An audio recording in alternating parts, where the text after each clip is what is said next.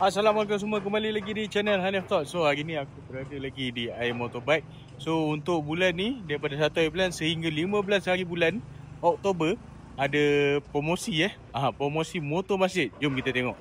Jadi untuk promosi motor masjid ni, inilah dia.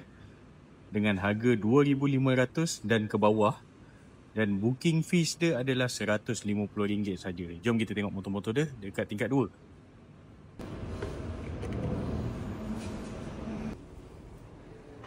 So inilah tingkat 2. So kita tengok yang kat dalam ni semua barisan motor-motor yang dekat sini adalah motor-motor masjid.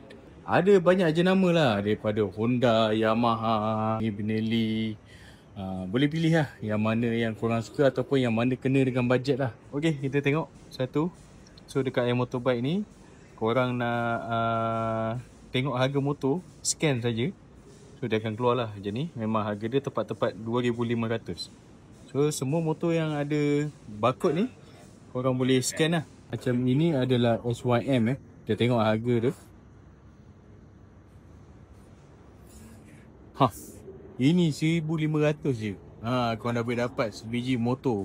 Kalau kata korang tak suka kapcai lah, sebab kebanyakan kat sini memang kapcai lah. Ada satu ni. Ini ada satu skuter Novo LC. Kita tengok harga dia. RM2,400 je. Korang boleh dapat skuter Novo LC.